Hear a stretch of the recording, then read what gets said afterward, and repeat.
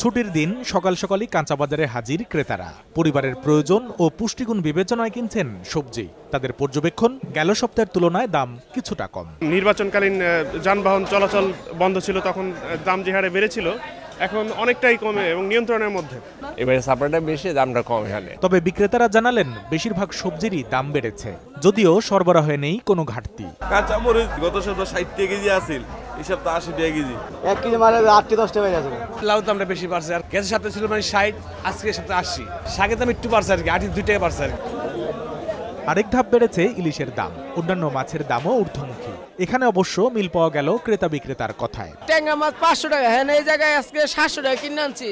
আলুতে 200-300 টাকা বেশি গত সপ্তাহ থেকে এই সপ্তাহ। মাছ খুব আমদানি কম, প্রতি কেজিতে 100 টাকার মতো বাড়তি যেই কোনো মাছ। বাজারে মাছের সরবরাহ প্রচুর, বাধ্য হয়ে কিনতে হচ্ছে, কারণটা ফ্যামিলিতে আসলে তো খাবারটা তো কন্টিনিউ চালিয়ে যেতে হয়।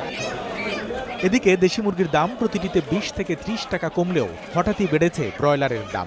ব্রয়লার 145 টাকা বিক্রি করি, দাম একটু বাড়ছে, এই কেজিতে 10 টাকা 15 টাকা। স্থিতিশীল রয়েছে গরু ও খাসির মাংসের বাজার। গরুর মাংস প্রতি কেজি 500 আর খাসির মাংস বিক্রি হচ্ছে 780 থেকে 800 টাকায়। কামরুল হাসান সবুজ, সময় সংবাদ, ঢাকা।